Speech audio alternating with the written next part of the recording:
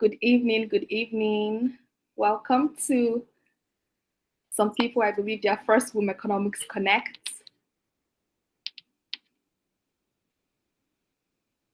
Yes, we'll just give a few minutes for folks to join in. Wumi, I'll pass it on to you to maybe start some icebreakers and get the whole moving. Yes. Hi, everybody. I'm excited and extremely happy to see everyone's faces. If you're able to, please turn on your cameras as this is going to be an interactive evening. We have so much in store for everyone, and we're super excited to see everyone join us. So the first question I'm going to ask is for you to comment in the chats where you are joining us from. Are you in Toronto, Ottawa, New Brunswick, Calgary? Feel free to comment in the chat, and let's see where everybody is coming in.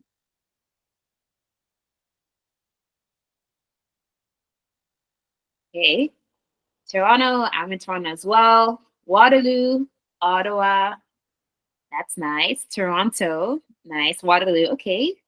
We have lots of Toronto, Oakville, that's a different one. Anyone from Montreal? Kitchener, very nice. Okay, we have someone in Montreal. Aly's in Montreal, amazing. Okay. I was born in Montreal, so shout out to whoever's from Montreal. Yeah, Tonya and I went to school in Montreal as well, so that's our connection is there. Yeah, same here. Born in Montreal, raised in Montreal. That's lovely. Nice. Okay, I'll give it another few seconds. Anyone else that just joined, welcome to our second Week Connect. We're very happy to have all of you here. The first question I asked is, where are we all joining from? So far, we have Waterloo, we have Oakville, Windsor, Kitchener, Toronto, Ottawa. Exciting. My next question will be, what is everyone either studying or doing? So if you're a student, what are you studying? Let's see how many economics students we have in this chat. If you're not in economics, what are you studying? And if you're not a student, what do you do for work? Hey, Tonya is in risk management. Amazing.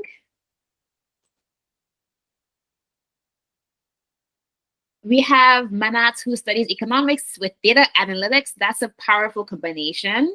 FinTech, Emmanuel's in FinTech. Amazing. Rebecca is in financial and business economics. Amazing. We have lots of economics and data pairs. That's cool. We have an undergrad in economics, master's in finance, commercial banking, applied economics. Someone is from Hamilton, master's in management analytics, management. That's nice. I currently work in AI. I work as an AI product manager. Anyone in the AI space? It's going to be a hot topic for economics soon as well. Okay. Very nice. Thanks, everyone, for letting us know what you're studying and what you're doing. And then the last icebreaker question I'm going to ask in the meantime is to tell us your favorite food. Your favorite food. What do you like to eat? Favorite comfort food, snack upon, and so on.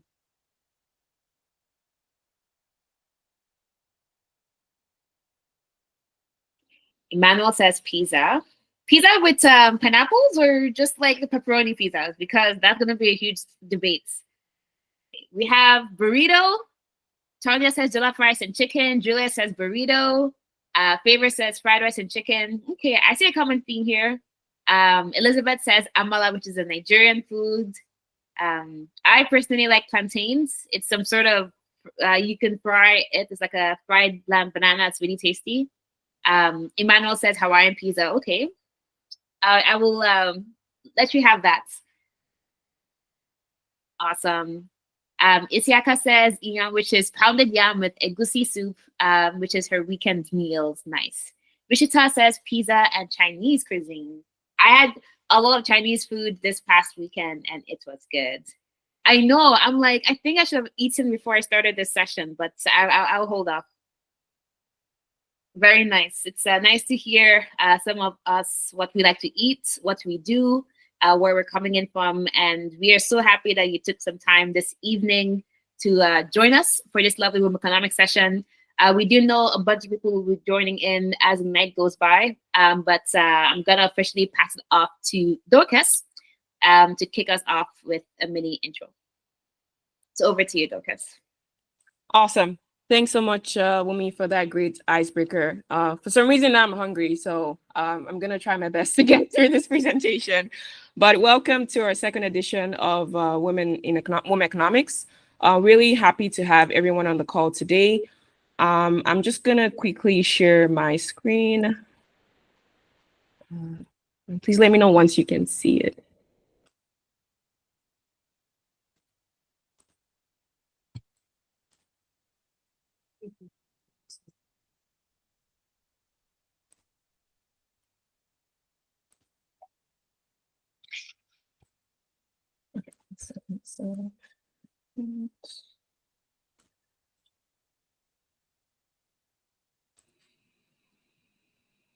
Okay, can everyone see my screen? Not yet. Not yet? Yeah.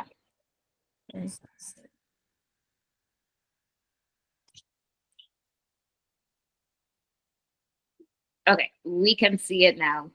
Okay, awesome. Yes.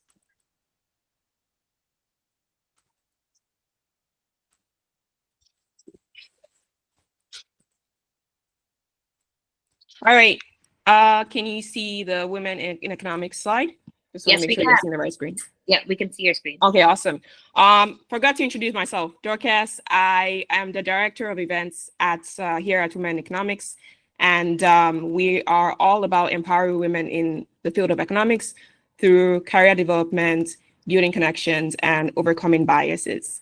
So I'll just jump straight into our agenda for today. The first being the Bank of Canada HR recruitment panel. Second, fire chat with Obiageri, who's our special guest speaker for today. And number three, the case cracking session. Number four, networking opportunities with everyone on the call pretty much. This is our guest speaker for today. You might be wondering who we are. We were founded last year, so we literally celebrated our 1-year anniversary. And WomEconomics is a global force that empowers women in the field of economics. And we are all about supporting women by providing resources and mentorship opportunities to help them amplify their careers. And we're also working towards breaking gender barriers. Why did we start this non-for-profit organization?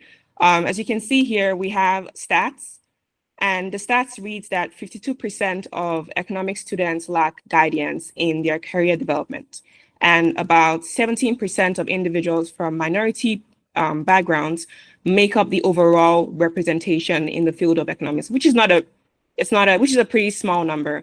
So essentially, our goal is to increase representation of minority groups in the field of economics. And we also want to provide guidance for economic students in their career development journeys. In terms of our mission, we are all about building career capacity for women in the field of economics and also globally, and promoting gender diversity in the field as well. Very similar is our vision.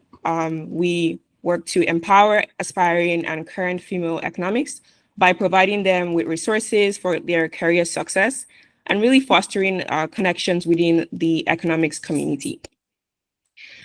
And in terms of the programs that we offer, we have 3 major programs. The first is our WomEconomics events, and that entails our annual conference and case cracking competition. So this is an opportunity to fine-tune your problem-solving skills, students on the call, and also build connections with professionals in different fields. Secondly, we have our WomEconomics Connect, which provides mentorship and networking opportunities within the economics community. And lastly, we have our WomEconomics Grow, which is targeted to students. And part of it is our career podcast series where we bring in professionals from different industry to share their career stories, tips on how they got into that space and how to really thrive in that space. And we also offer workshops and webinars, all tailored to improve skill sets and career development. Now, exciting times. We recently launched our WomEconomics Grow, which is specifically, as I mentioned before, targeted for students.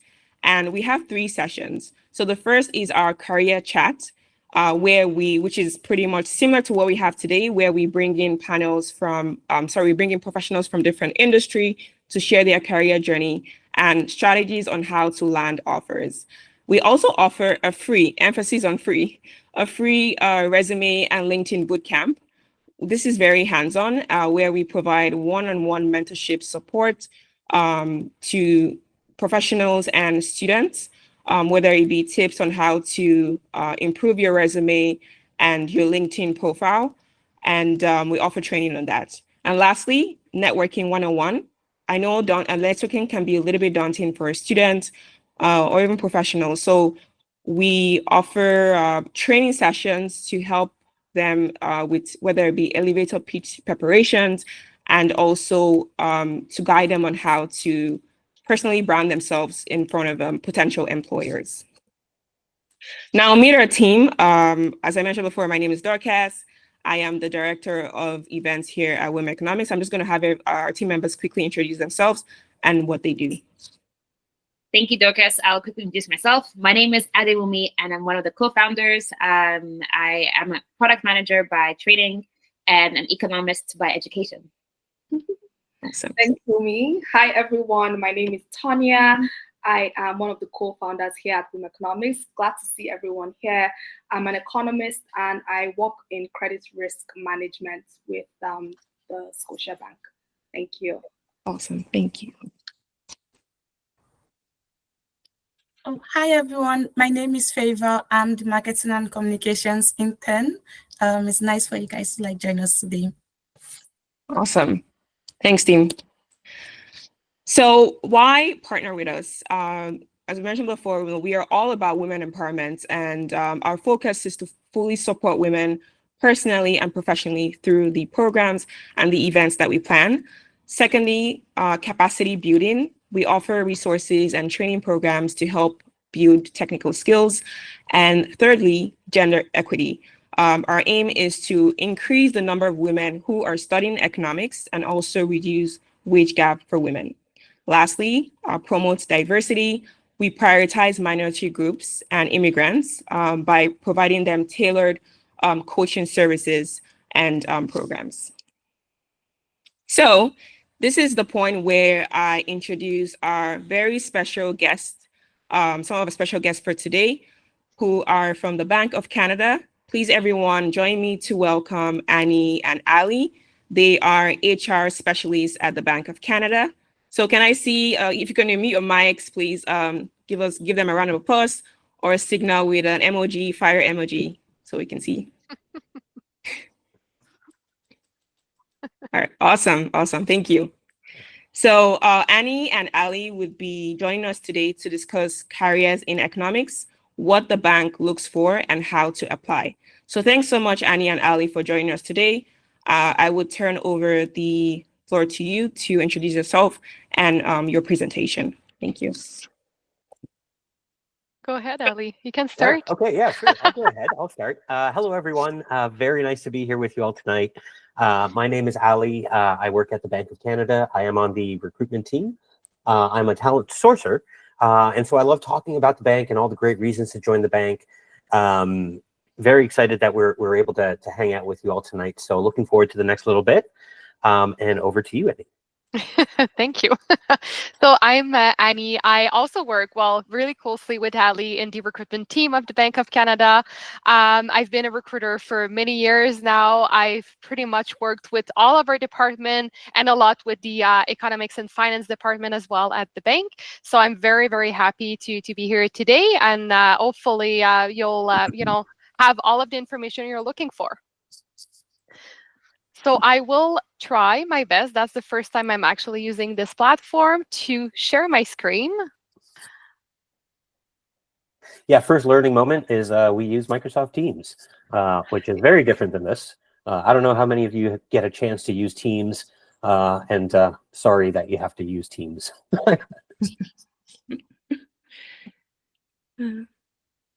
Annie, there's the share button right next to the emoji button. Do you see that? Is it awesome? You're sharing your screen. Is it working? Yes, it is. Perfect. Yes. Awesome. Perfect. So it's going to be a very, very short presentation. Mainly is just to show you, the different programs that we have for student and recent grads, with, giving you a little bit of some of the information about timelines, what we're looking for. Also, what those positions are about. And then obviously we'll go through a little bit of information, regarding LinkedIn. And at the end, if we have any time left, sorry, then we'll have some time obviously to answer your questions. And it can be after, once you're no longer a recent grad or student, and like what the career looks like, we're more than happy to answer those questions as well. Annie, you're currently sharing your Google screen, not the PDF. So we can't see the PDF yet. We are seeing our meeting. Oh, really? Okay. Yeah. I'll try again then.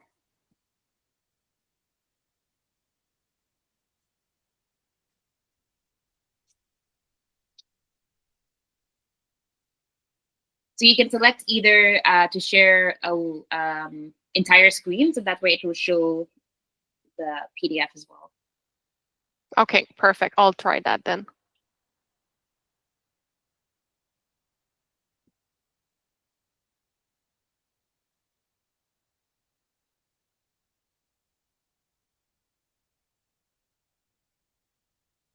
Is it working? Yes, it is. Yeah, you can see the PowerPoint? Yes. Perfect. So yeah, so like I just said, we're going to talk about students' recent grad opportunities at the bank. So the table here really represent what we have. So at the student level, once you go through your bachelor, master, PhD, and also anything that is related to students for other type of opportunities as well. So I'll go one by one, giving you a little bit of background, timelines as well. And then after, Ali and I will kind of share a little bit more of what we're looking for those programs that we have. So to start with the student program. So we do have students position, I want to say, yes, definitely in our economics department, but also in ITS or IT cyber, in corporate services, like all of the other department that we have at the bank, including HR, our department will at some point during the year hire student. Usually our positions for student will be for about 4 months. Most of their students, when they are able to continue, and if there's still an operational need, then we'll be able to extend them. You do not need to be in a co-op program to be a student, as long as you're able to manage your schedule with work and school. Obviously, if you're still in school. And usually our poster will be launched 3 times during the year. So in January to hire for the summer, in May to hire for the fall, and then September to hire for the winter.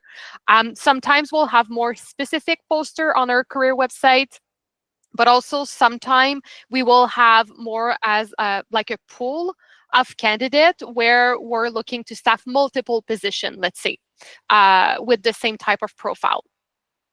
We also have the master and PhD internship. So usually those 2 posters are separate, and they will be on our website in September. For the master internship is very similar to the student program. It's usually for 3-4 months, and you have to be currently doing your master, not graduating from it.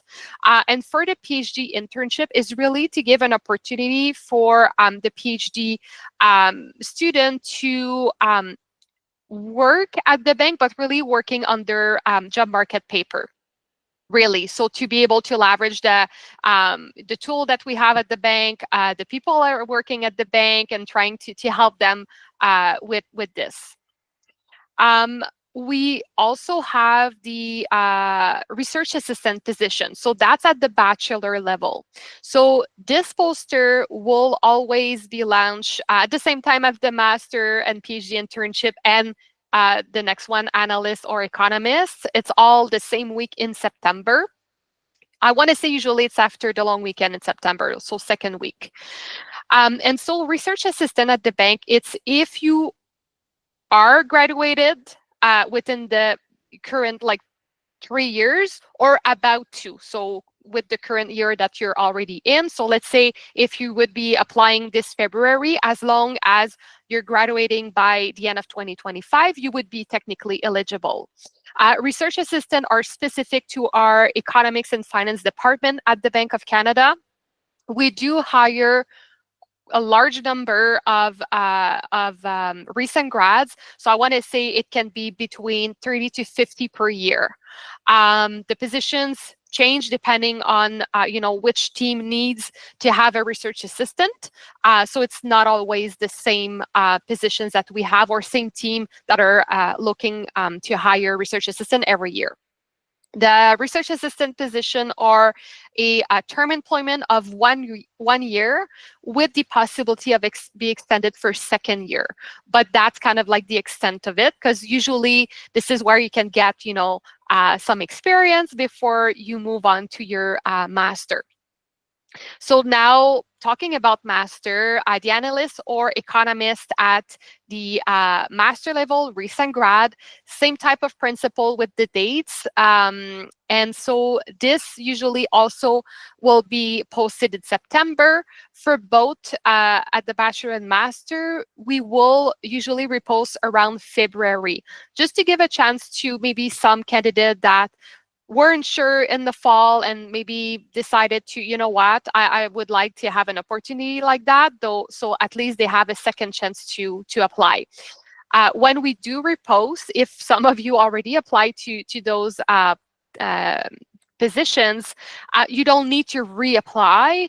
We do keep all of the applicants that we receive back in the fall through the whole year. So usually we will be staffing from the time of the poster going live in September until the following summer. And then the next September, a new campaign will start. And so the analyst or economist, usually it's permanent position. So permanent position at the bank comes with, benefits, pension, and all of that. If, let's say, the position that you've been hired for is, let's say, in Ottawa, as most of our positions are, then we would be able, in this specific case, to offer relocation as well. So there's a few things that are in addition to those type of positions. When it comes to the PhD, so I'm actually recruiting for PhD currently. So the poster is live on our website. So senior economist or FSS senior analyst. So you have to be, completing your bachelor by the end of 2025. We usually go back several years. So right now we're looking for anyone that completed a PhD, from 2017 to the end of 2025. Those are all regular position as well, same as the master. And usually we post more towards October, and the poster usually would be live for almost a full year. But most of our hiring will happen in January. And usually for the PhD, if you are selected, then you'll have a first round interview virtually.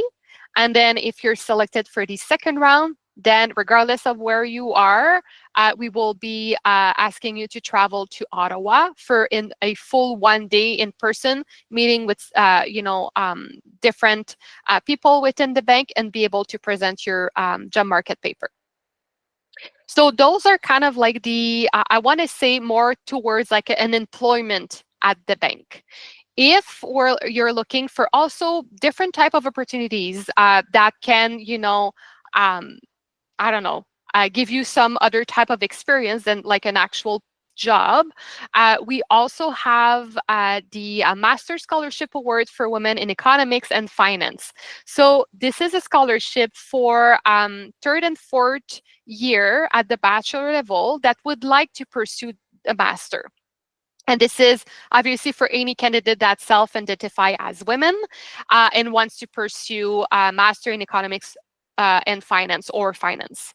And this poster is always posted at the same time as our university campaign, so in September.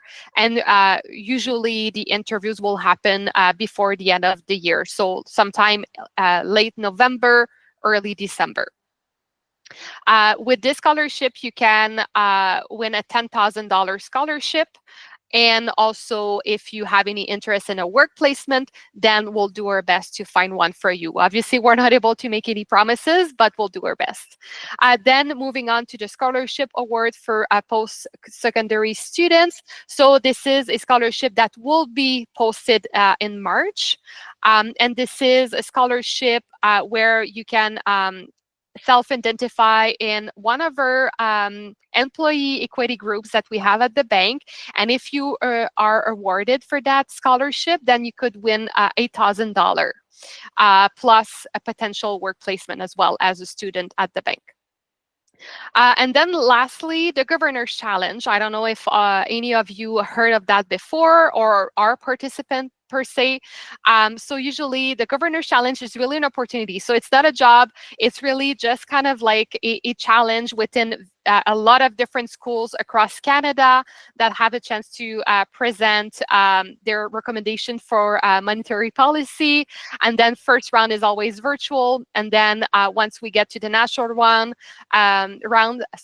we ask all of the team that are at the final to travel to Ottawa, to spend a weekend in Ottawa, be able to meet the governor, a lot of different directors and partners that we have within the bank, and then present in person their recommendations. So this is a very, very good experience. And from that, we did hire, I want to say more than 40 of the participants from the Governor's Challenge for research assistant or students position. So that's what I wanted to share. I'll just stop sharing so I can see you all back. I know it's a lot of information, and obviously at any point, if you have any questions or anything like that, we'll be Ali and I more than happy. There's a lot of great programs at the bank, a lot of opportunities that we want to offer to students and recent grad, and obviously to our employees, term and permanent as well after. So I'll leave the floor to Ali to talk more about what we're looking for those programs. Yeah, thank you, Annie. And so real quick, before we do move on, did we have any quick questions? Let's do a very quick question just on our schedule and like these different opportunities. Egemen,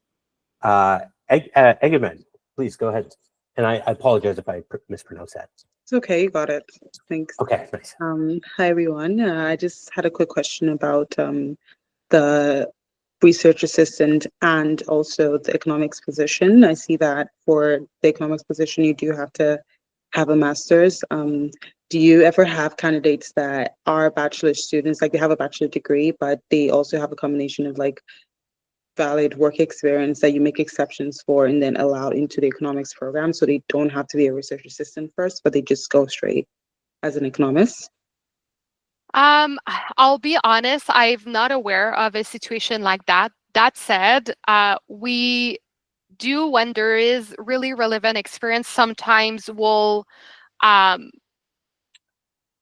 find a way to kind of make it work. So if it's either with additional training on few areas or opportunities, I've never seen it personally. Someone, let's say, that was never a research assistant and just had a bachelor and then straight going to an economist at the bank. But if there is other experience that kind of combines some of the things that the departments that are hiring economists are looking for, then maybe. I'm not saying it's impossible. I personally have never had a situation like this, but this is definitely something that if at any point you do decide to apply and you have any questions, you could always reach out to us, and then we'll look at your resume and kind of have that discussion more in details.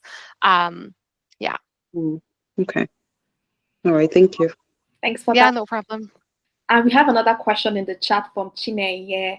She's saying that she's in Nigeria, and is she eligible? So can we have people from across the country apply straight for these programs? And the bank maybe sponsors their work permit, things like that?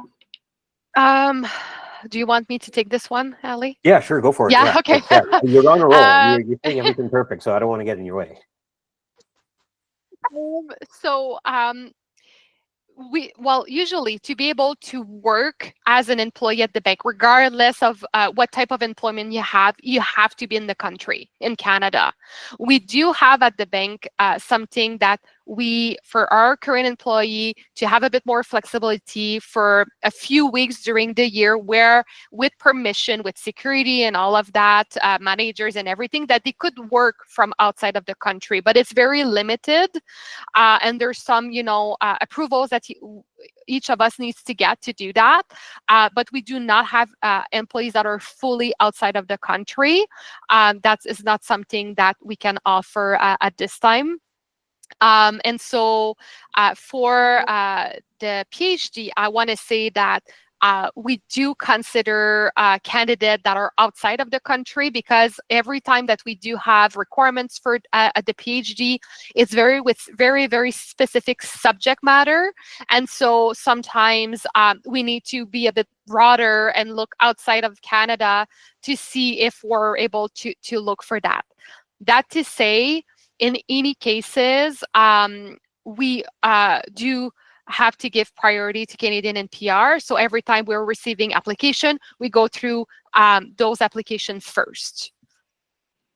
Thank you for sharing that, Annie. Chineye, I hope that answers your question. I might add one more thing to what Annie said. And I think it's important context to understand that, the Bank of Canada, we're Canada's central bank. And so we are a part of the Canadian national security infrastructure, right? And so, we are also requiring security clearances. That there is a basic level.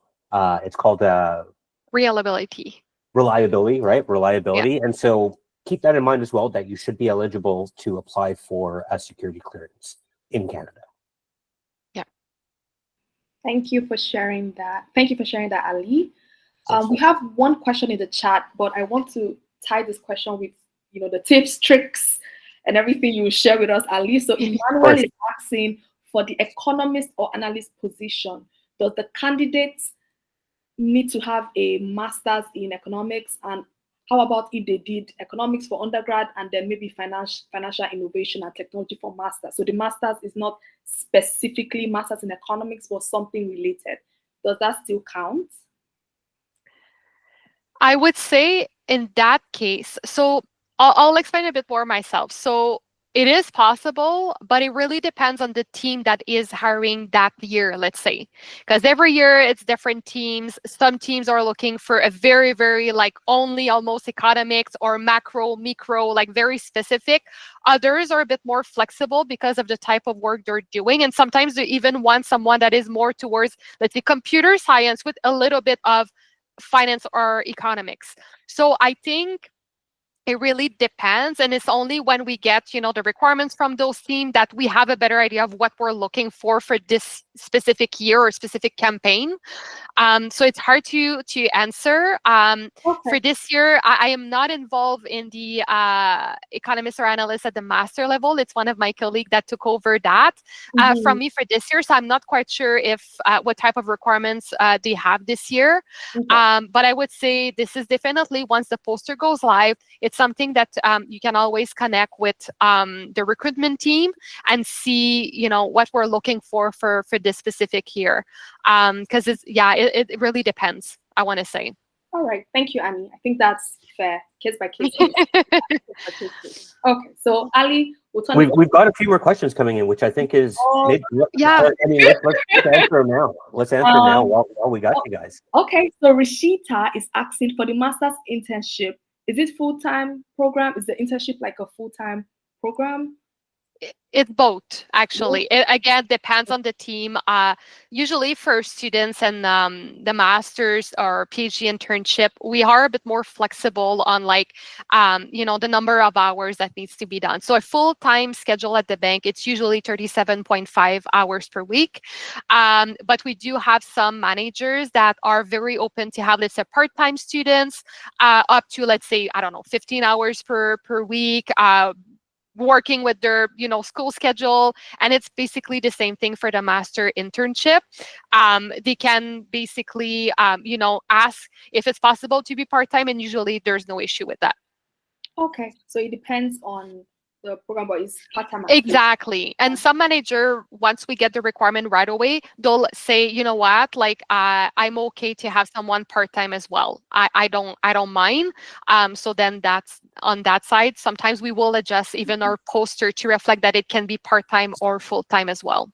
Okay, thank you for sharing. Mala, you want to ask your question? Yeah, so my quick question was, for undergrad positions, is there a specific target school or prior experience that you need to have before applying that you'd recommend that would kind of help you secure an internship there? We're not really targeting any school. Every year we do presentation or visits, and we kind of do turns, right, to be able, because obviously there's just few of us, so we're not able to go across Canada and do them all.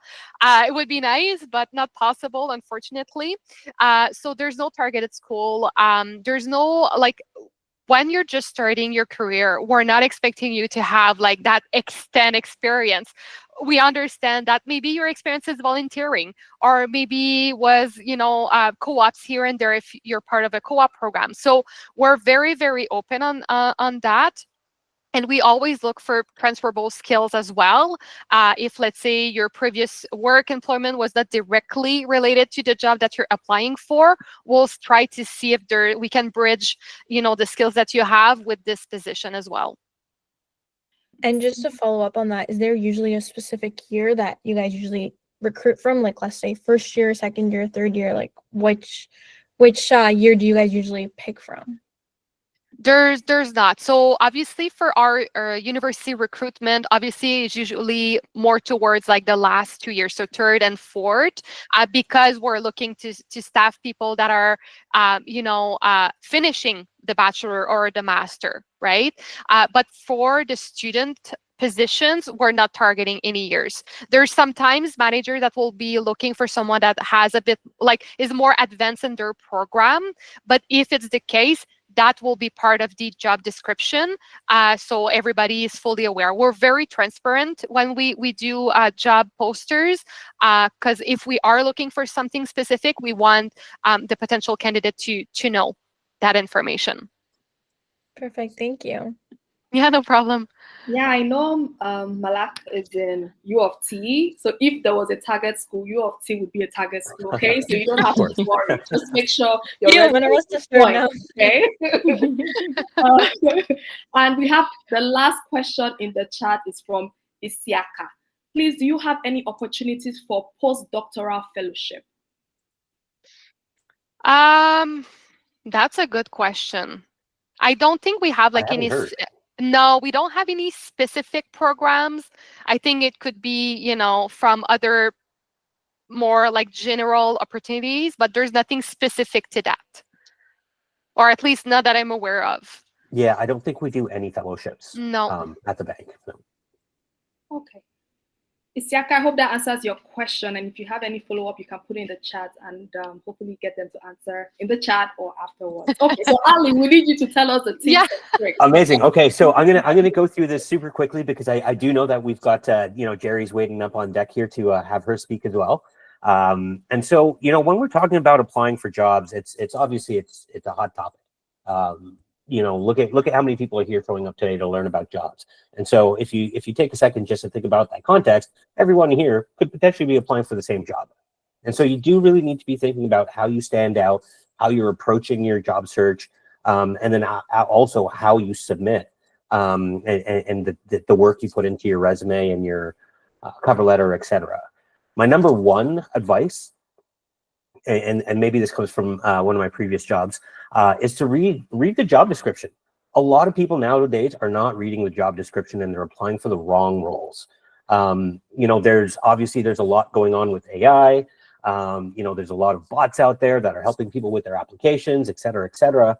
But that's actually just kind of like diluting your chances at getting the job you want because you're taking that very broad approach. And so take the time, think about the companies that you want to work at, and pursue the specific job is what I would say is my kind of number one thing. And that starts with reading the job descriptions.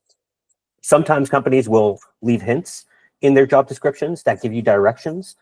We don't do this necessarily at the Bank of Canada, not yet, but there are companies that will give you directions in a job description that a lot of people miss. They'll say, please, address your cover letter a certain way, or please respond to this email if you want to apply. These are things I've done in the past as well. And so make sure you're reading the job description. The other thing I say is and a lot of this is going to sound familiar because it's true, is that you should be customizing every single one of your applications. It should be different to every job. Every job out there is different. They're looking for different expectations. They're looking for different experience. And so if you're serious about wanting the job, you should be spending time to customize and talk to the position that you're applying for. Another piece of advice along the same vein is when you are talking about the work you've done, your resume should not just be an explanation of your job position. You should be talking about the impact that you have and the work you actually did. I don't need to read a job description of what an economist is. I need to understand your experience, right? So if you were previously, let's say, an economist, I don't want to read the job description of what an economist would be doing. I want to be reading about what you did as an economist in that role at that company. And so you should be talking about the impacts, you should be talking about the projects you're working on and the responsibilities that you actually had. This is one of the things we see a lot where, your resume isn't telling a story, it's telling me what the job description is. And so this is an opportunity, for at the Bank of Canada, like we are getting eyes on every applicant because we don't use AI. So we are reading every resume, we are seeing every cover letter. We can tell the difference between somebody that spent time and then somebody that's had impact. And so think about your resume as, kind of the bait on the tip of your fishing hook, right? Like that shouldn't be, I'm trying to tell you everything about everything that I've ever done in this one moment. It should be a hook to get me to say, okay, there's enough here that I want to have a conversation with this person because, the work they've done and the story they're telling is convincing enough for me to say, okay, let's hear more. And so think about the way you're presenting yourself. Think about the story you're trying to tell through your cover letter, if you choose to do one, or if you're asked for one, and the story you're trying to tell through your experience. A lot of folks, I guess, may have that same question of, I'm in school, I don't have experience. Like, how am I going to get a job if I've never been an economist before? And this goes to talk about a little bit about our student recruiting. We understand that you may not have all this experience, but we do want to see what else you've been working on, what else you've been doing, what are you using in your spare time? Are you volunteering? Are you part of committees? Have you worked on projects? If you have had those part-time jobs, again, what is the impact that you've had there? And then, the last point I would say is that, we're very much interested in, we'll spend the same amount of time reviewing your submission as you spent submitting it. So if you're going to put your time in and, craft a good resume, really talk to the role, really kind of spend the time in, if there's questions that we ask to answer those questions, it's kind of like the amount of energy you put in, the recruiter will take that out because we do see everything. And so keep that in mind that, on the other end of it is a human being. We at the Bank of Canada, at least, I can't talk about every other company out there, but at the Bank of Canada, at least, there are human eyes reading every single application we get. It's a lot of work. It is very competitive, but just as an indicator for you that you should be spending time. If you're serious about the Bank of Canada, realize that this is Canada's central bank. It is a very unique experience you get here. It's the only central bank in Canada, right, where you're going to get that heartbeat of the Canadian economy and get that experience. So think about that. Think about, like, what is the right role for you to be applying for? When is the right time for you to be applying for? And then spend the time on the application. Of course, networking helps. But one of the truths is a lot of people try networking with recruiters. We're not the people you're networking with, right? Like, we're just reading your resume and running the process in the back end. We can't actually refer you for a job. You want to be networking with other economists. You want to be networking with people that are working, outside of HR, for example, at the bank, because those are your colleagues, right? Like, those are the people, you're in the same field as them. If you're interested in economics, you probably want to hear what they have to say or what they're sharing. And so think about how you're networking as well, and spend your time with the right people. I'm going to end it there, just because I know we're like really behind time. But you know, Annie and I were both available. You can find both of us on LinkedIn. Feel free to fire me a message. I'm on LinkedIn all the time. It's kind of part of my job. Just say that, you know, we met here at the WomEconomics chat. Or if you have kind of more general questions, our email, I'm going to put the email in the chat here, but it's just recruitment@bankofcanada.ca. And you can say, hey, I'm trying to get a hold of Ali, or I'm trying to get a hold of Annie for some questions. And then our team will forward that on to us. And then we'll be able to start another conversation. So thank you so much for your time, and for, thank you, Annie. And sorry for going a little bit over time here. It's okay. Thank you so much, Ali. Thank you so much for joining us. It's a real pleasure to partner with this group, and really looking forward to, you know, seeing where this goes. And best of luck to all of you out there. Thank you. Thank you so much. I see the emojis, I see the claps, the love, everything. Perfect. Thank you so much. We appreciate the wisdom, the tips, the advice. I personally did not know that Bank of Canada reviews each resume one by one. So it's all of it's a lot of them. work. I'm so happy to hear that, because the AI be, you know, chasing out our resumes. So I'm happy to hear that human beings look at the application. It's very encouraging to hear. So before we move on to the next segment, we just want everyone to please put on their camera so we can take a nice picture with Annie and Ali. They would be hanging out in the chat till 7 p.m. So if you have questions, maybe you can put in the chat and they could respond to you, if you will. But please, if you may, put on your camera. We want to see your beautiful and handsome faces. Yes, I see people put on their camera. Thank you. Put on your camera. It'd be amazing to take a nice, good photos. We just want to see your letters. We want to see your faces. Perfect. Okay, I'm going to give everybody a few seconds, and I'll take the picture in 3, 2, 1. Okay, so now we're going to say WomEconomics, okay? If we can unmute ourselves and just say economics at a count of 1. 3, 2, 1. WomEconomics. Awesome. Thank you. Thank you once again, Ali and Annie. I'll pass it over to you, Tanya, to move on to the next segment. Okay, this was so good. And now to the meat of today. We just had potatoes, so we're gonna have the meat, the turkey, you know, the beef, depending on what you guys eat, or fish. For those who eat fish, I would have Dorcas. Would you share your screen, or should I just read out Obiageri's bio? Oh, I see Obiageri. Hi, Obiageri. I can share the screen. Okay, perfect. Are we ready for this conversation to see a day in the life of a central banker? Are we excited for this? If you are, I want to see those love emojis, you know, come up, because this is going to be a very interesting conversation. Okay, so everyone, please help me welcome Obiageri. She is a capital market scholar from the George Washington Business School and a fellow of the IFC Milken Institute Capital Markets Program. She has over 10 years of experience as a finance professional, and she currently works at the Bank of Canada as a senior financial sector specialist. She also leads the Bank of Canada's engagement with the Bank of England on sovereign debt default database. She holds an MSc in economics degree from the University of Birmingham, United Kingdom, and is a CFA chartered holder. WomEconomics, please help me welcome Obiageri. Woo, virtual claps. Okay, thank you, Dorcas. You can take this down, and please pin myself and Obiageri to the stage. Okay.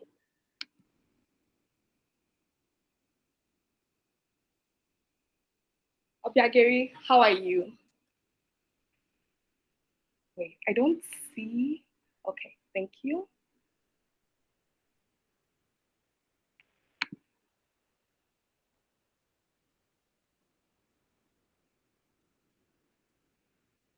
Oh, wait, did she drop off? We can't hear you. I believe your mic may be muted. Oh, okay. Yeah. Okay. Can you hear us? You were on mute. Oh, Could you muted. mute yourself? Okay. Mute. Yes. Can you hear me now? Yes, we Yes. hear you. Oh, thank goodness. Hi, Obiageri. Good evening. How are you doing? Thank you for joining us today. Thank you, Tonia. Thank you very much. I must say I was blown away by everything I've heard so far today. And if you have connected today to this webinar, I'm very, very excited for you because there's so much you've already learned from our HR partners. I'm just listening to Annie and Ali. I'm already feeling like excited already about prospect of joining the bank. It's a fabulous place to work. I'm a testament that it's possible. That's what I tell people. I just something. Oh, I don't know. I'm just talking and talking. But I just wrote something on my wrist informer in the office, and they said to me, "If you can say one thing about your life, just one thing, one title, what would it be?" And I said the title is "It's Possible," because that's my life story. It doesn't matter what the challenges are. It doesn't matter how many people are saying it's not possible. Tell yourself it's possible. You can break those boundaries. You can go beyond any heights that have been set out there by the people, by everyone else you can think about. I've told you can do it. It's possible. So let me leave it. Obiageri, you have the comments blowing up. I see a lot of emojis flying everywhere. That's the energy we need, we want. It is possible. Hashtag it is possible. Thank you, Obiageri. We have a lot to talk about. But before we go into all of the economics talk, let's just learn a little bit about you. So, first of all, you look stunning today. I have to acknowledge the beauty I'm seeing on my screen. You look stunning. You look amazing. So when you think about something you've planned to do this year, do you have something on your bucket list that you haven't done but you need to do before December 31st? Okay. So, Tonia, this is not a bucket list item, but it is something I'm going to do tonight because I'm flying out of Canada tonight. It's something I have promised my kids. We've been talking about it for so long. They didn't get to have any summer holiday. So right now we're going to take some time off. We're going to connect. We're going to bond. And they're going to tell me all those things they've not been able to tell me the past several months. So this is for them, actually. This is what I'm doing right now, just to spend some time with family. Oh my, I love that. I love that. And I hope you have a good vacation. I sure will. Thank you. Thank you. And my second question would be, what is your favorite hobby? I enjoy cooking. Oh, okay. Yeah. Your stellar dish that no one can say this is not nice. Anytime, any day, just come to me for some grilled chicken. I make it in different ways. I could marinate in yogurt. I could marinate in cream. I could use all the spices from my grandmother's kitchen all the way from Nigeria. But at the end of the day, you'll be licking your fingers when you're done eating my chicken. I think we're coming to your home. You might need to wait before you take that flight. Just wait, we're coming to have some grilled chicken. That sounds so yummy. Thank you for sharing that. Okay, so we need to go into today's conversation. So, Obiageri, I know you are a first-class graduate from your bachelor's to your master's, and it just really shows us your level of excellence in everything you do. Can you tell us a little bit about your educational background and what really inspired you in making those decisions of like doing the master's program, really pushing it, even the capital markets program you did at George Washington University, and how that prepared you for your career now? Thank you, Tonia. That's quite interesting. What I always say to people is, I don't even need to say it. If you know me, you know I'm a very passionate person. I'm very intentional. So passionate and intentional, and that has been a driving force. It doesn't matter what it is I'm doing, whether it's work, academics, personal life, just having that craving for knowledge and supporting that with a can-do attitude. So I think that's been what has been really pushing me, whether it's the master's program or going for the capital markets program. I'm just committed to delivering results. Does it get difficult when I try to make decisions, when I try to forge ahead? Sometimes it does.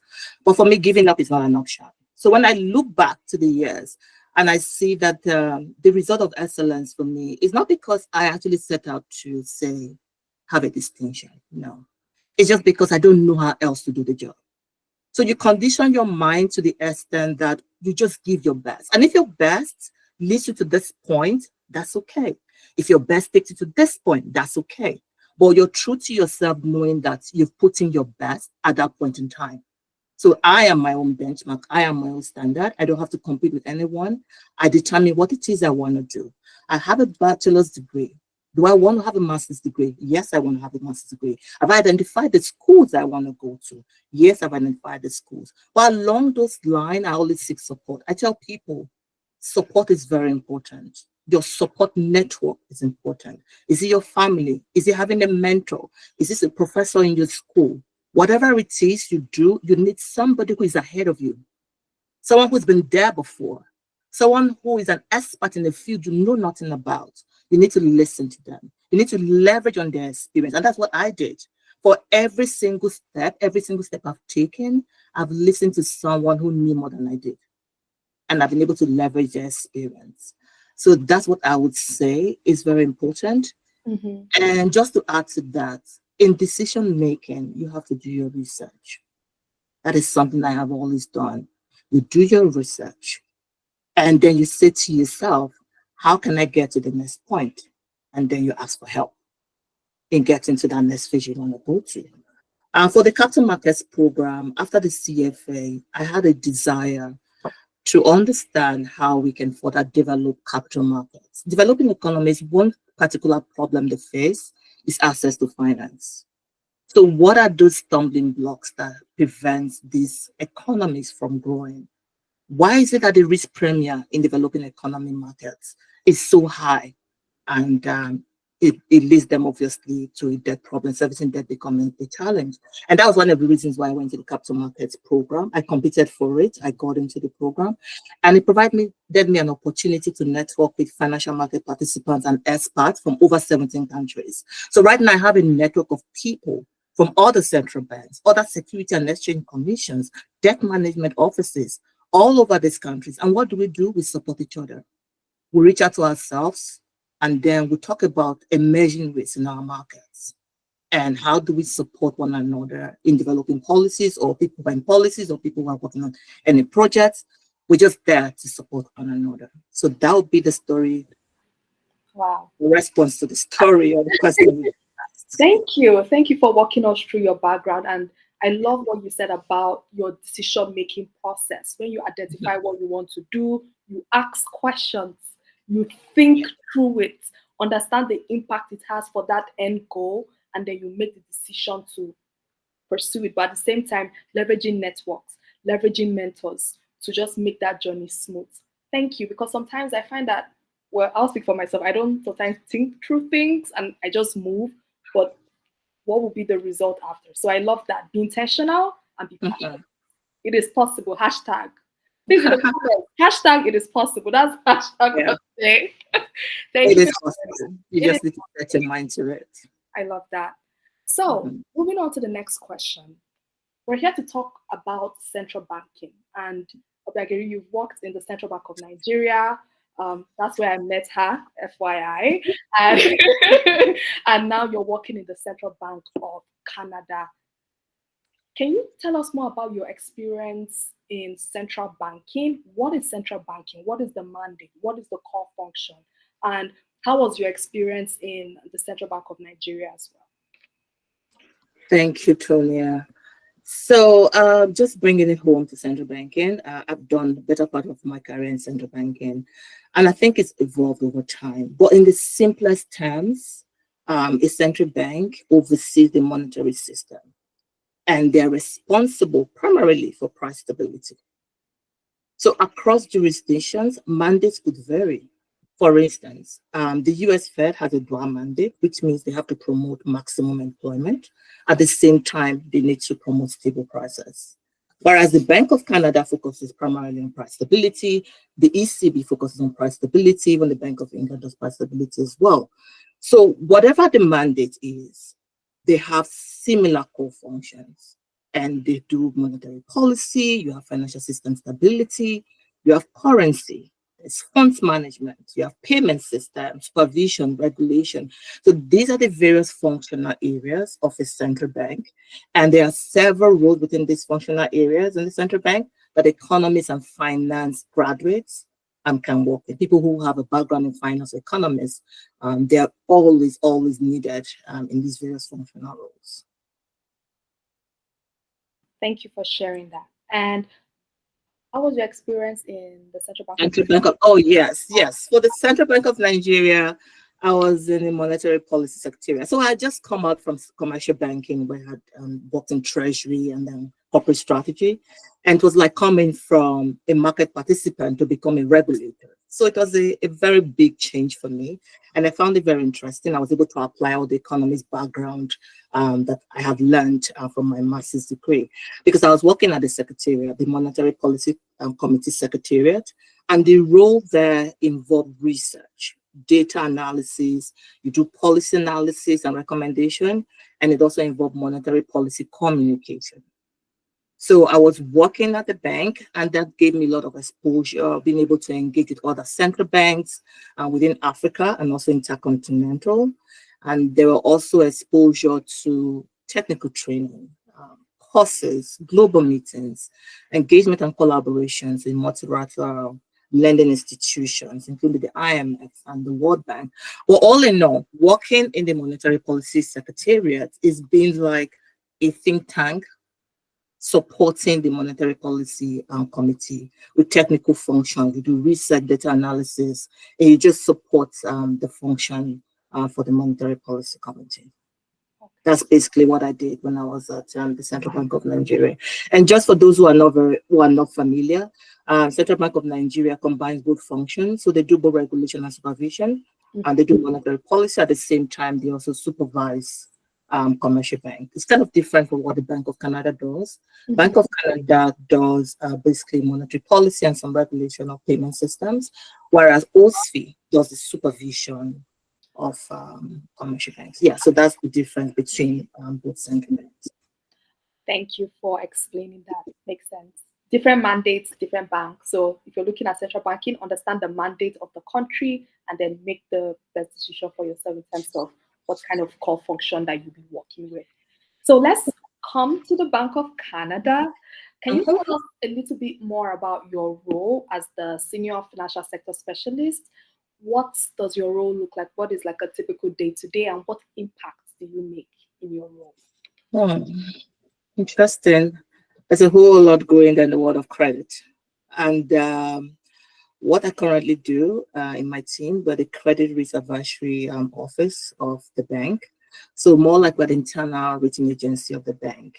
And what we do stems from the SSB principles that central banks should carry out their own independent credit assessments and not mechanistically rely on credit rating agencies. So if you kind of know what S&P, if you're familiar with S&P and Moody's, so what they do is what my team does for the bank.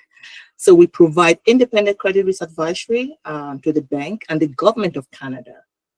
Their trading and investment counterparties. And what this means is that we assess the eligibility of financial institutions, the global banks, multilateral lending institutions that are trading counterparties in the exchange fund account of the bank. So what that means is the exchange fund account is a special account at the Bank of Canada that holds majority of government official international reserves. So the EFA is managed by the Bank of Canada on behalf of the government. So we manage it as a government fiscal agent. So we provide that credit risk advisory. Should we invest in a particular country? Should we invest in a particular issue? And what is the risk of investing in that issue? What are the probability of default issues to consider? What is the repayment capacity of the issuer that we're investing in?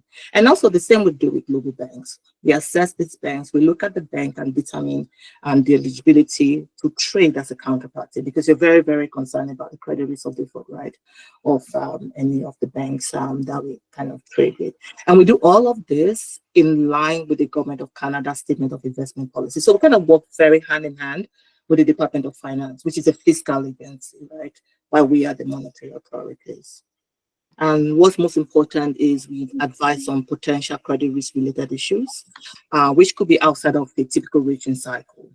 But we have to provide those risk opinions when called upon by the market to provide assessment of a tail risk event that could materially impact on, if it's the asset mix, it could be the funding allocation or the currency mix of the EFA. That's typically what we do day to day. So a lot of market impact assessments, lots of being on top of geopolitical issues and how that affects the assets of the bank. This is very technical for me, and I'm sure it's also technical Okay. So maybe before this I'll call. try and break it down if it's not very clear. Yes, but my follow-up question to that would be, can you tell us more about the investment products? So when you say the asset mix, what is in this asset mix? So we kind of have an understanding of the products. I mean, if you can disclose such information on that. Okay. I was just going to say, I can't go into specific, but just understand it this way. You have a country and you have foreign reserves. What do you do with your foreign reserves? Right? So they are funding. You need to fund government borrowing sometimes, right? You need to provide the funding. So for instance, we are a Canadian economy, but sometimes we also have reserves. We have reserves in US dollars. We have reserves in yen. We have reserves in pounds. So you have the reserves in other currencies, and you need to invest these monies in some issuers. Let's say bonds are issued by specific sovereigns, but they have to be highly rated sovereigns. So you're investing for liquidity, you're investing for capital preservation, you're investing for returns. There are different reasons why we do investments, but then we have to ensure that the issuers are of a particular credit quality, and we have to monitor developments in those sovereigns to ensure that they actually meet the eligibility criteria that's been designed in the statement of investment policy. That was very digestible. Do we understand what Obiageri is talking about? If we do, please give us a thumbs up so we know that, okay, people understand. Okay, yeah, great. Yeah, very glad. I was worried for a second. Okay, great. I see some thumbs up. Great, perfect. So we all understand. Thank you. Thank you for sharing that and taking it to our level so we understand. Thank you. Now let's go more into your research or analytical process for that credit risk advisory that you do. Can you tell us about this process? Can you walk us through a case study? You can use an imaginary country or a country's born and just walk us through the process of how you would think about that and decide if you would, invest our Canadian reserves in those countries. Okay, great. So I'm going to use a typical sovereign called WomEconomics country, for instance. We have a country now? Okay, that would be lovely. Let's go hypothetical, right? So you have a sovereign, right? And what we need to understand is what is the capacity and the willingness of that sovereign to make good on their debt? Because I'm investing the assets, right, in this particular sovereign that's issued a particular bond, or maybe a euro bond or a dollar bond. And we want to consider what is the probability of default and would there be any losses given default? So we need to assess the debt, affordability, and sustainability. So there are a lot of metrics that we consider, right? We look at both quantitative metrics, we also consider qualitative metrics. If you pick up a particular country, you look at the political risk, right? What are the institutions like? Those are qualitative assessments. What are the institutions like? What is rule of law like in that country? What is the government effectiveness of that country? How expediently or effectively can they deliver on policies that would impact on the long-term growth of that particular sovereign? So we consider those as well. Then we move on to other things. Look at the monetary policy. How effective is monetary policy? What is the monetary policy transmission like? Do they have a fixed exchange rate? Do they have a flexible exchange rate? So you see all these things that we learned back then in economics begins to come into play here in your assessment. You also look at the fiscal position. What is the debt level of that country? The way I want to invest in a country with a high debt level is different from the way I invest in a country with a very low debt level. So not just that your debt is high. Some of us are familiar with some countries with the highest debt ratios. Not just that your debt is high, but what is most important for us is affordability. How affordable are your debts? You see a lot of African countries spend more than a tenth of their earnings, more than a tenth of their earnings on servicing their debts. Sometimes they go into debt overhang, the situation where they can't even service their debt, or they can't even take on new debt because they already got into the highest threshold. So we look at debt affordability. We also look at debt sustainability. What is your debt structure like? Do you have refinancing issues? If your debt are very short term, it means that you're going to be having refinancing issues. And if for any reason investors are risk averse and they don't want to lend to you, that becomes a problem for you. You begin to have liquidity issues as a country. We see a lot of countries are defaulted on their debts because they could not even roll over the debt when the particular maturity came the point. They had to roll over, but they couldn't roll over this. So those are kind of the issues that we consider. We look at the fiscal flexibility. Do you have enough fiscal space to absorb any shock?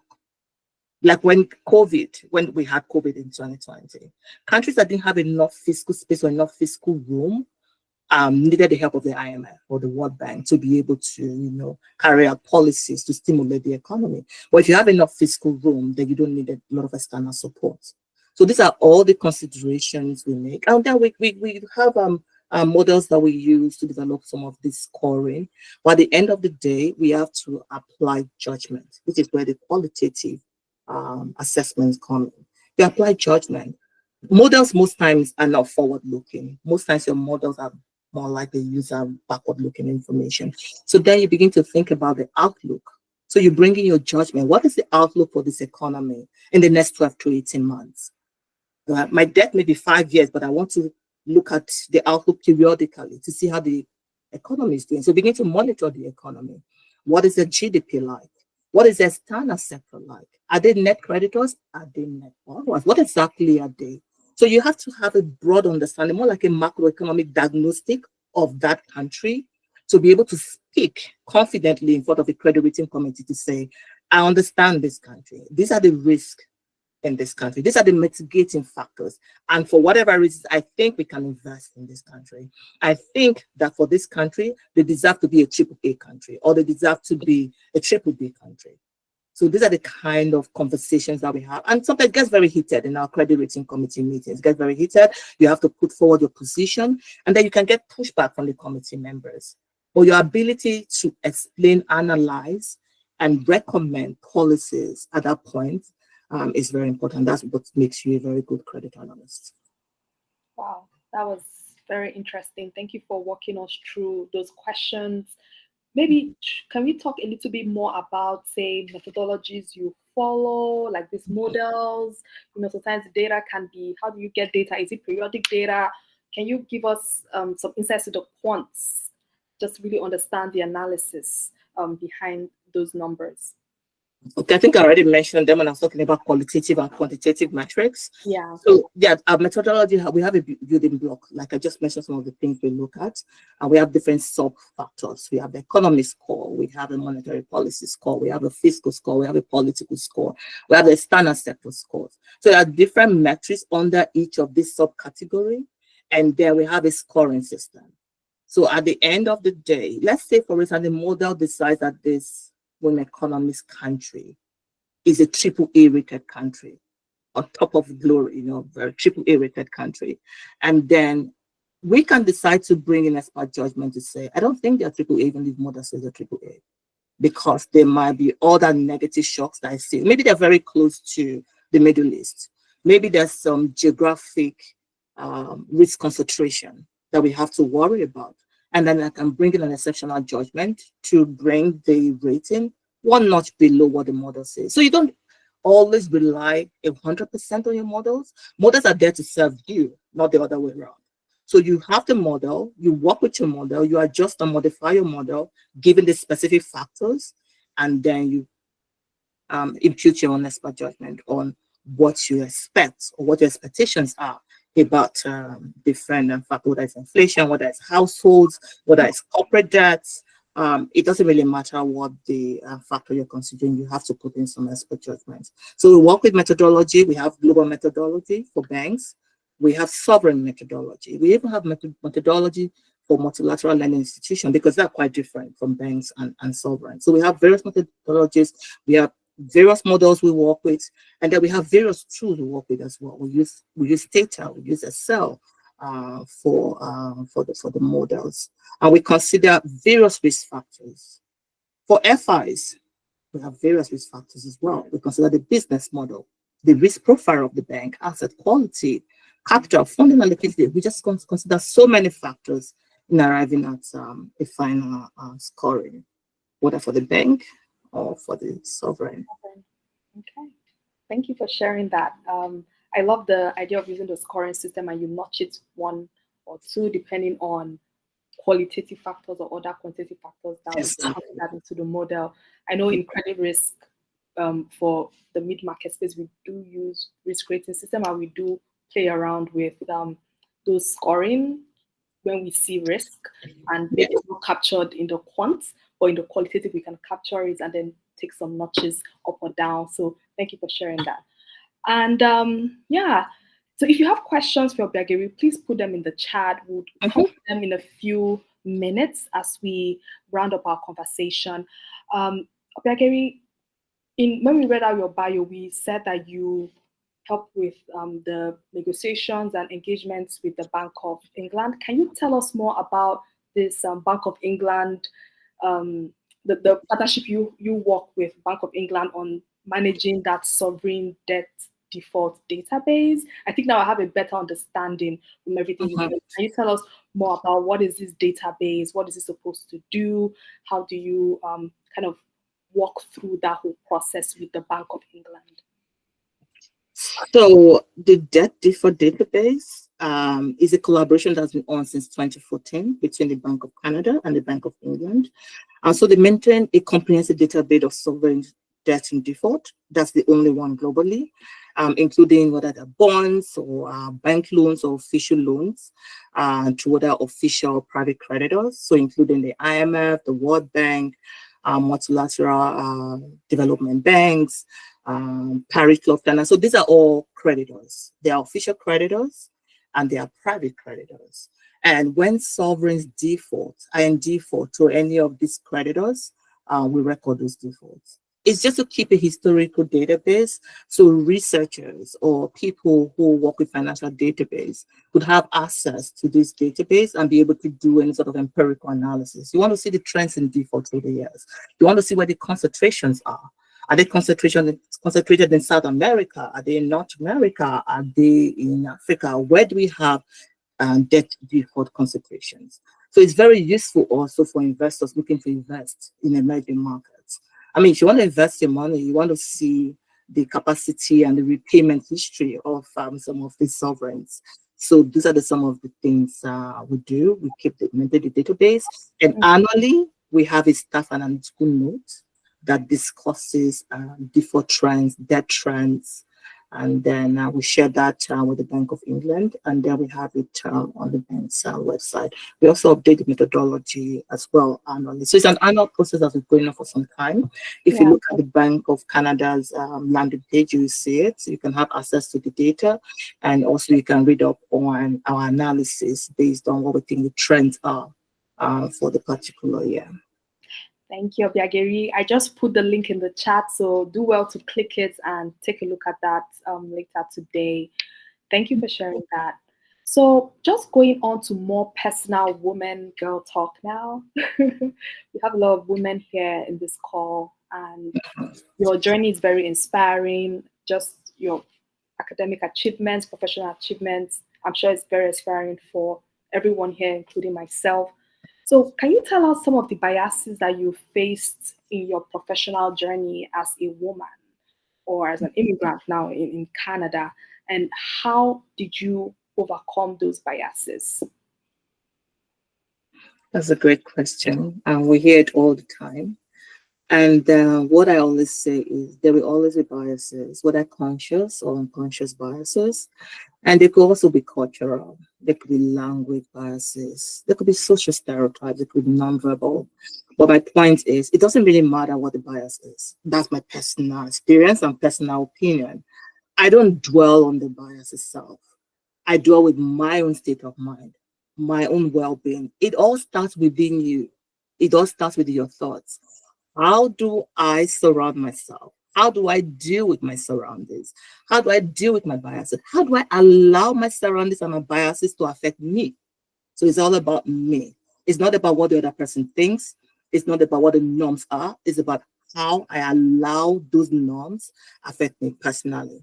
So there are always the challenges of integration in a new environment, irrespective of your sex, or it has nothing to do with your sex or your race.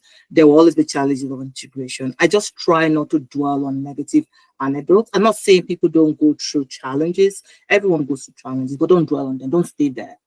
I just endeavor to stay focused, have faith in my belief, and hope that tomorrow will be better than today. So that's one way I deal with biases.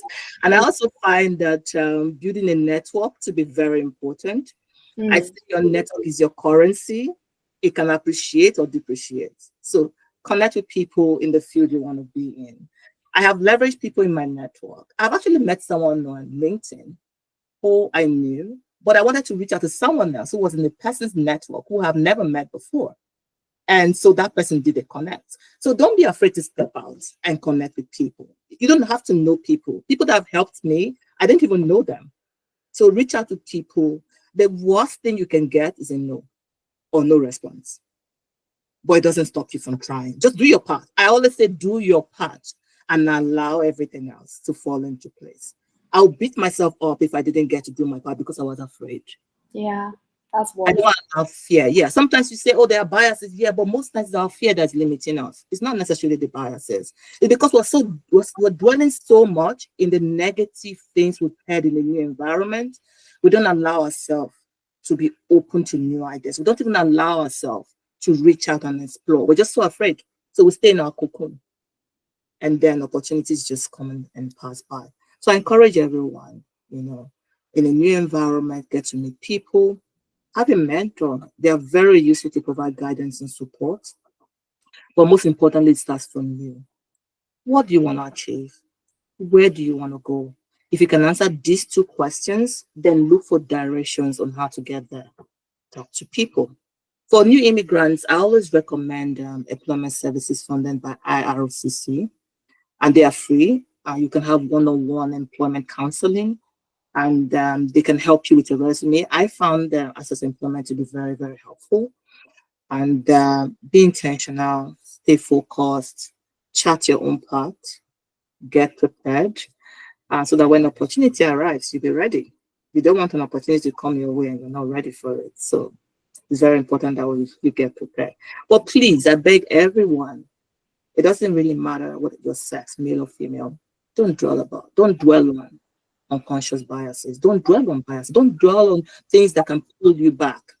Keep your mind very clear, sharp, and focused on what you want to achieve, and look for ways to get there. Period. That's it. Focus. Focus on what you want to do. Forget about the biases. When people see your value, they will recognize it and you will get the opportunity. Thank you, Obiageri. That was powerful. So I would open it up to the audience. Do we have people who have questions for Obiageri? Let me check the chat. If there are any questions in the chat, I can take them. Or if you want, you could raise up your hand and ask them. We actually do have a question already in the chat. But first, can we give a big round of applause to Gary? It was so good. So thank you so much for the past 30 minutes. It's been so good. First question here is from Melissa. She says, hi, Gary. How easy is it for someone who assesses the creditworthiness of corporates to transition to a role similar to yours? Easy peasy. That's the basic answer. It's very easy. So whatever, these are transferable skills. You know, if an economist, you're very fluid, you're very flexible. So you deal with corporates. You look at the 5 C's of credit. You look at capacity, dominance. You look at character, collateral. You look at conditions. You have to transfer those skills as well to credit analysts looking at sovereign. So instead of looking at individuals, now we're looking at individuals as well, but countries. So the country becomes an individual unit, right? So that's what we currently do. So it doesn't really matter what your role is. You have transferable skills and you can function in any role or in my current role. As long as you have those basic background in economics and finance, you can do very well in any role. That's what I'll say to you. Okay, thank you for that. And do we have any more questions for Obiageri? You can put in the chat or raise up your hand. I'll be happy to have you come join us on the stage. Okay, we have some other questions while you cook up your questions. Obiageri, what are some key skills that economics graduates should hone on if they are really interested in central banking? Interesting. So it doesn't matter, like I keep saying, it doesn't matter if it's central banking, it doesn't matter if it's commercial banking. I realize in Canada, really, it's about the functional role. So if you want to come in, for instance, as a research assistant, or you're coming as an economist, you look at the description. What am I required? What skills am I required to have? Do I need strong research skills? I think strong research and analytical skills are very important. As an economist, you need proficiency in econometric models. You need statistical software packages. You need to know them very well. You need data visualization tools because you need to be able to tell a story. Economics is about telling a story. You analyze the data and then you tell a story and then you interpret the economic data and then you give your recommendations. But I always say economics is evolving and so the tools are also evolving. So utilize open sources, keep up to date. Don't just stay in one particular software. Try to leverage other software. There's R right now, there's MATLAB, there are other softwares, open sources that you can use.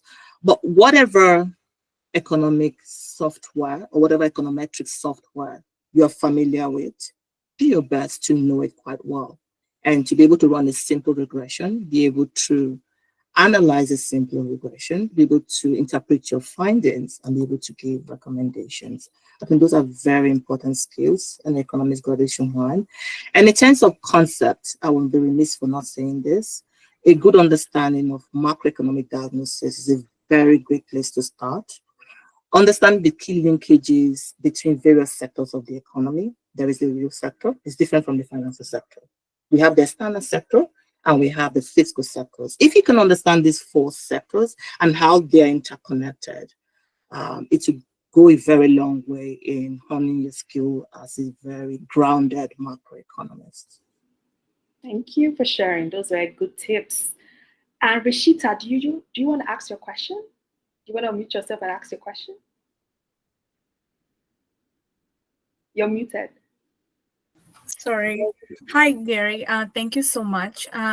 So my question is more about what challenges do you think the Bank of Canada, would you say, is currently facing in the capital market sector? And would you see any improvements based on the current market situation? What is your outlook? Is it a positive trend or do you see more opportunities? So I just want to get some insights from your. Yes, thank you, Rishita. There are always opportunities. The Bank of Canada right now, I think what's pressing for the Bank of Canada is being able to maintain inflation around the 2% target. The bank has a target, which is maintaining inflation of 4%. So which means adjusting interest rates to keep inflation around that point. And what is most worrying is how does external shock lead to, let's say, global inflation rising? So if something is happening in the Middle East, you have the political risk, you have Russian invasion of Ukraine. How do those affect our domestic policy? So that's something I'm sure that keeps the governor awake at night. But most importantly is to manage price level, keep it stable, and keep it around the target. Whereas when we look at our models, we have to think about things like cyber risk, operational risk issues, we have to think geopolitics. We have to think about how those affect our models, climate risk. There's so many factors out there we have to consider in our models. But for the bank in general, it's about keeping inflation steady, low, and around the target. Thank you for sharing that. And Kashvi? Yes. Yeah. Hi. Oh my God. Firstly, thank you so much for such a good presentation. It was very insightful, very inspiring.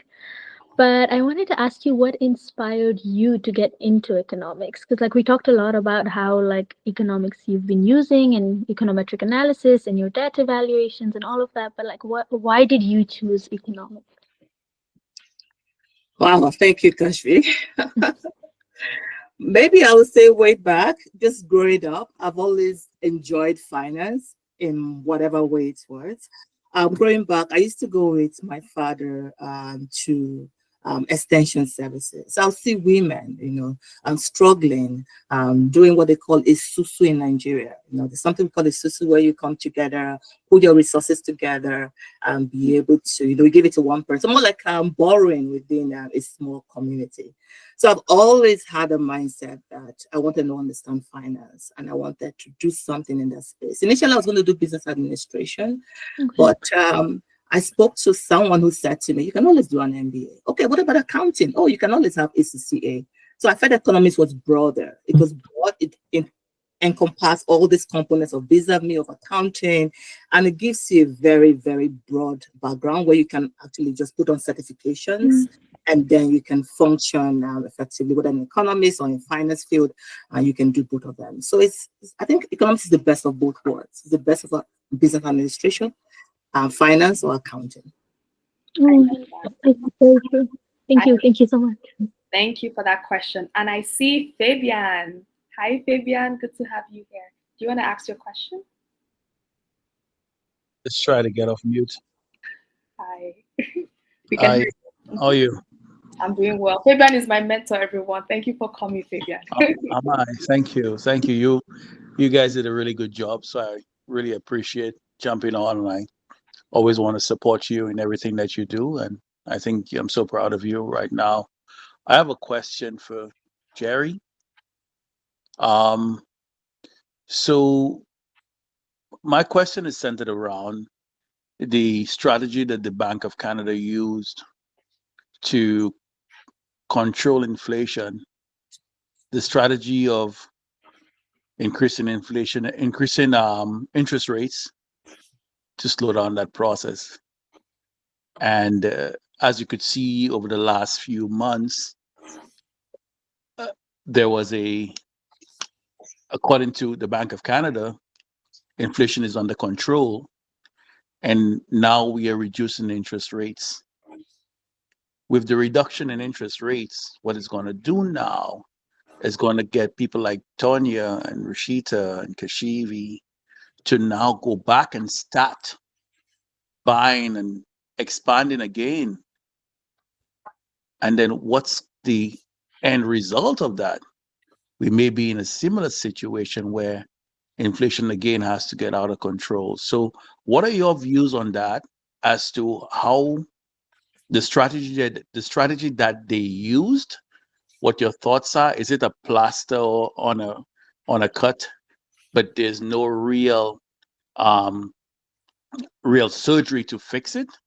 And I'm just curious to hear your views. And I've asked that question maybe to 3 or 4 different economists, and we always end up in a long-term back and forth. It's not going to be this time. It's not going to be with you. It's just a quick, I just want to know your views on it.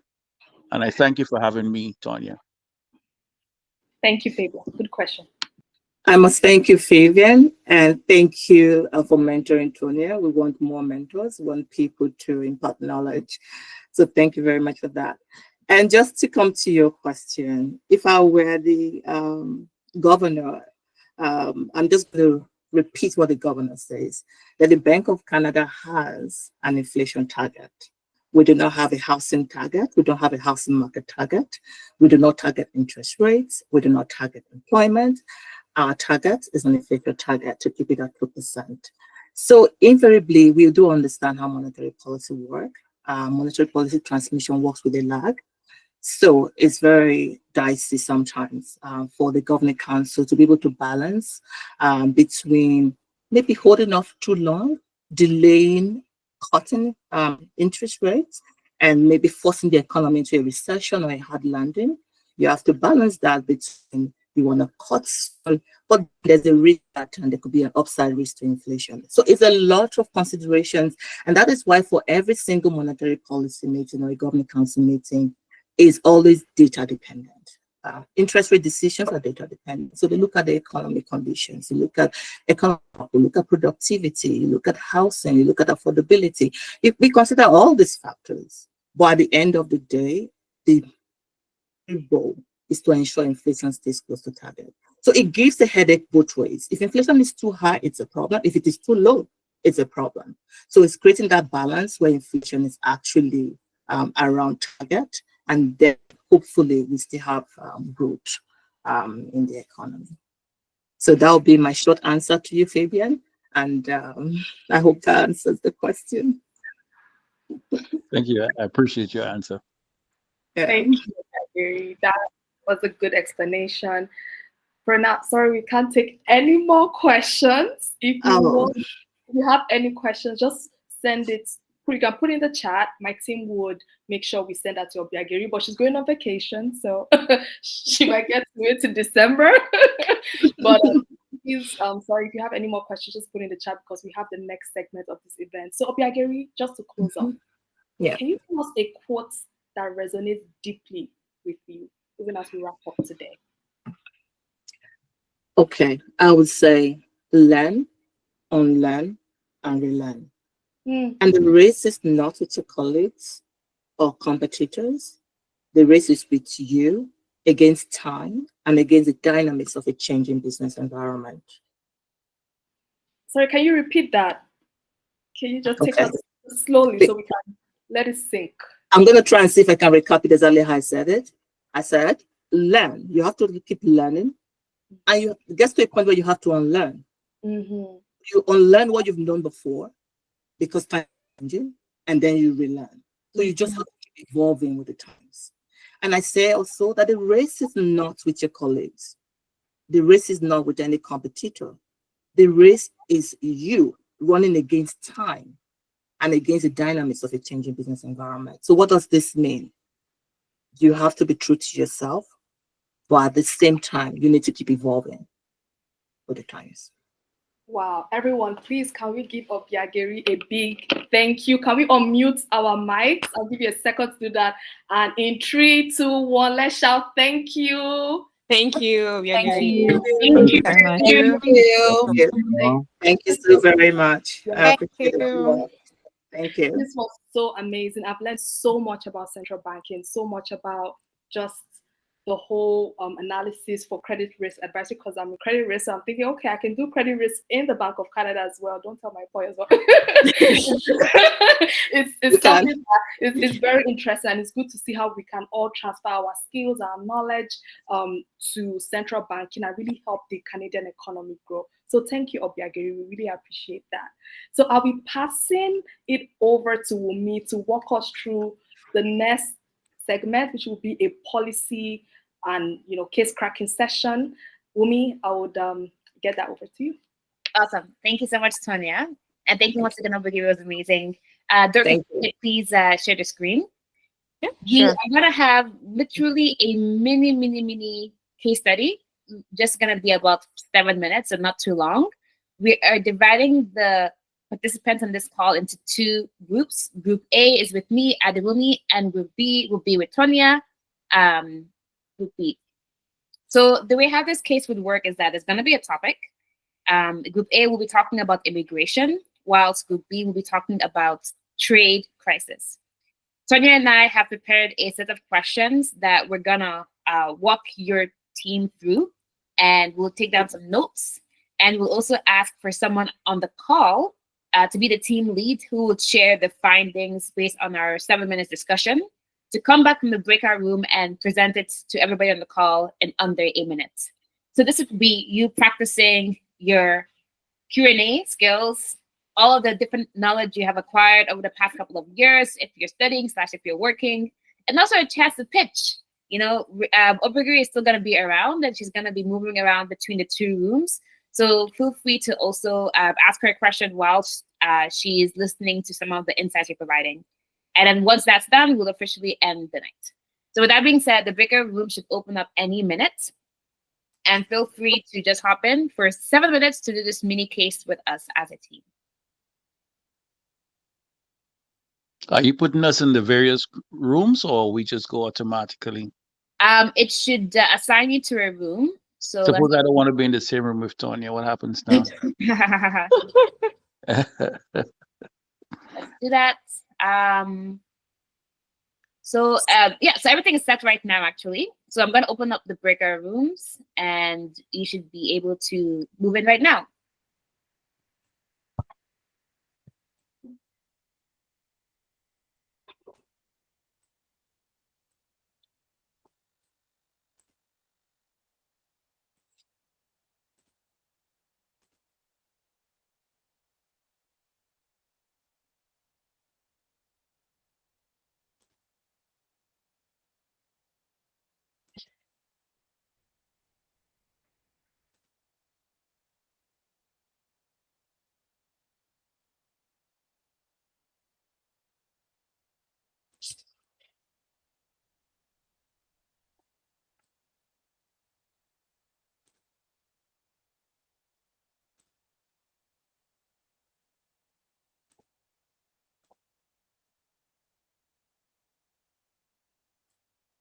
Hi, I still see some people are in the main hall. Hi, Chin Neye, and I see Ireti Oluwa. Hi. So I'm just going to assign you to a breakout room. Right now, they're having a case cracking session. So you should be able to see your room in a minute.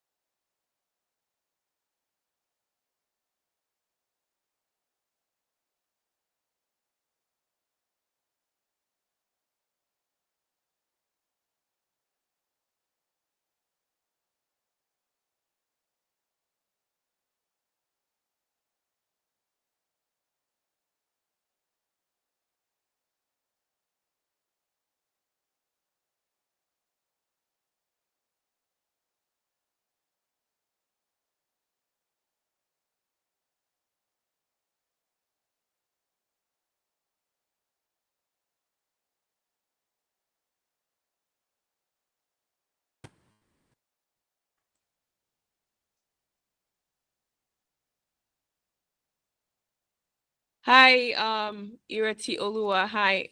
You've been assigned to breakout room 1. Could you join the group? And also Chin Yewe. Sorry, I hope I pronounced your name correctly. But you've been assigned to breakout room 1. I think you're both on mute. Could you unmute your mics to let me know if you have any technical issues joining your breakout room? Or you could just put it on the chat.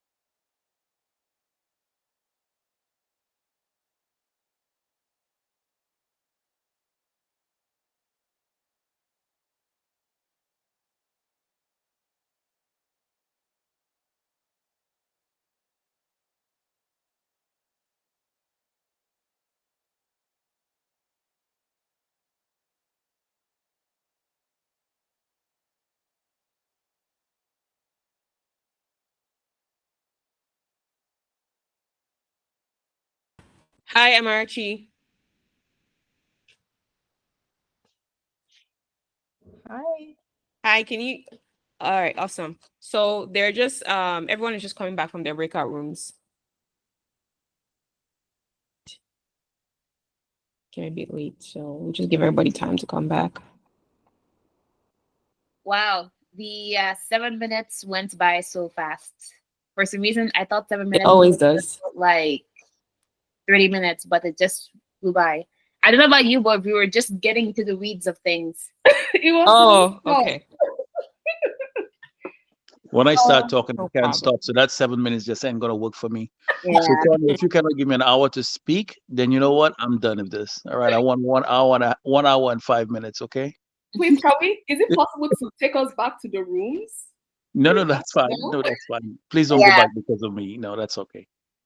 I think it's good. We should be able to just summarize what we've talked about Yeah. so far. Yeah. So just letting you guys know, this is just a taste of all that we do at WomEconomics. We have a stream called We Crack, where we do focus on doing much more case competitions like this. So I'm just gonna ask someone in my breakout room if they would volunteer to kind of share some of the things we talked about. I know Egeman and Fabian, you were the ones who spoke the most in our group. So if any of you would like to just briefly talk in a minute what we discussed, that would be amazing. I'm sure I could summarize what we said. So we're talking about like the immigration crisis in Canada, and we also looked at it like globally very briefly, and like focus was on Canada, and we were sort of highlighting that compared like Canada's landmass does demand like people to come in to work the industries that we have and also the service sectors that we have as well. But we did acknowledge that the way at which the Immigration and Refugee Council, like IRCC, is going about it is not so great. With the new policies that they have in place, it's not really favorable as well. And also acknowledging that, you know, a lot of people do come into specific areas that are already densely populated. So it's like you put in a lot of strain on amenities, on, you know, infrastructure that already exists that wasn't meant to cater for such amount of people. So if they can address that, maybe direct that flow into somewhere else that they want to be populated, because we do see that, you know, places that people stay in, places that people habit in, do get developed quicker, you know, just because, you know, you're having traffic there, you're having commerce there, you're having like, you know, activities going on there. So that's there too. So you can target that flow into places that you want to be more developed, and then it just kind of goes from there. And I think we also made another recommendation, like they should, I think I missed one other recommendation that we highlighted. Yeah, thanks so much, Eggman. We also talked about making sure that people don't live in the same densely populated areas, but people to other parts of Canada that would maybe potentially need more people over time. Awesome. Definitely immigration is a big topic. I'm not surprised if many of us on this call are or were immigrants. So let's continue to hope that policies are in favor for people like us as well. Next off would be Tanya's breakout room, Tanya and Dorcas's breakout room. So could we please have a volunteer just summarize in a minute what was discussed in your team? I would say that my breakout room, we're focused on getting to know each other better. Oh. But I know we have some people that can speak for us. Awesome. Who will represent Team Trade Crisis? Oh, someone can speak for us. I know Adebayo was sharing some recommendations there. Yeah, Adebayo, do you want to unmute yourself and share something under minutes? Did our breakout room win? I think so. Wait, no. Malak, girls, Rashida. Yeah, so I can jump in here. So we were basically like just talking about like the current issues that we were facing in trade crisis. So I think one of them was supply chain disruptions, like at the port and kind of nationwide, like since COVID times, like the supply issues haven't really changed much. and the other one was, I believe, Tariffs. yeah, tariffs. Thank you. Yeah, that like with the elections coming right around the corner, I think like the tariffs, especially with US being the largest trade partner for Canada, so there's a tendency that it could be like an increase in the tariff. So that could mean maybe like job losses or like restructuring of certain industries. So yeah, I think those were, I think, the challenges. Yeah, And I think we were just getting to the solutions when we had to come back to the main room. yes, and I think I know it was Ade that was telling us the recommendation. Ade, you wanna finish that up? This call.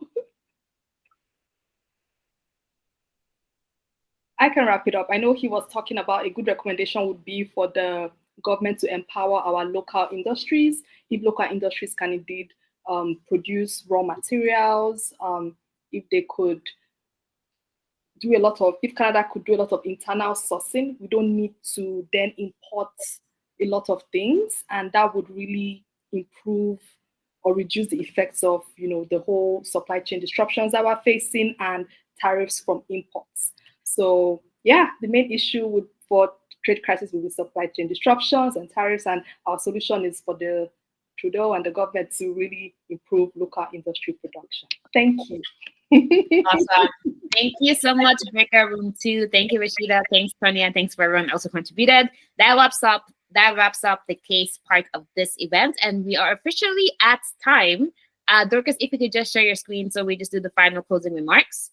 So firstly, we just want to say a big, big, big thank you to all of you for joining. It has been an incredible hour and 45 minutes. And for you to know more about what's happening in WomEconomics, please make sure to follow us on Instagram page, on our LinkedIn page is currently in the chat, and also complete our survey. We want to know what you liked about tonight's event, what we could have done differently, and what more you'd like to see. As you can see on the screen right now, we have had a handful of sessions. Our first Week Connects took place earlier on in the year, where we had a dear member, Diana, was part of our team, share a little bit about her life as an economist, specifically in risk and also in real estate. And then today we had Obiageri, who spoke about what it means to be an economist working in multiple countries and tremendous background. And for those of us who don't know, it is her birthday in a few days. So we would also like to wish her a big happy birthday. So you can either meet yourself, say happy birthday, or just in the chat, put a nice birthday wish as she prepares to have an amazing vacation as well. Happy birthday! Happy birthday, Obiageri. And also, we would have many more Reconnect events, so stay tuned. Follow us to find out more. Please scan the QR codes, as you can see. Follow us and complete the survey. With that being said, I'll pass it to Favor, just to say the final things on our end. Favor, over to you. Hi guys, my name is Favor. I'm the Marketing and Communications intern. I want to just say a big thank you to everyone for joining, to our incredible speakers. Thank you for this impactful section. And to our guests, thank you for making our time to join us. I hope you're able to get something, because I did, and I'm going to apply it. Just to, to get your feedback, to get your thoughts, please fill out our post-event survey. We want to know what you're expecting from the next one. Like Wumi said, is in 2025. That's the third one. So we've had the first one, the second one, and we want to know what you would like to see in the third one and how you feel about this event. Please follow us on our social media platforms. Check out the QR code, scan, just follow us, and to get more info, more opportunities. And basically, that's just it. So thank you for joining, and do have a good night.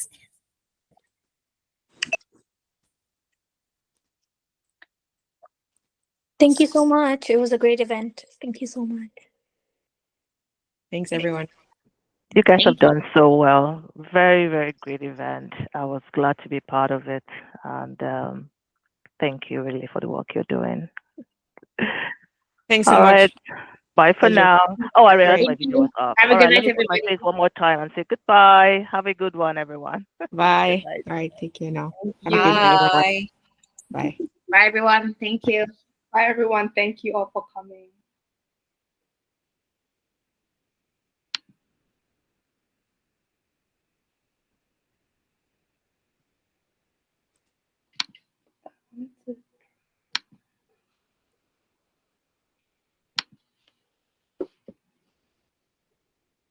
We'll just give it a minute before we wrap up.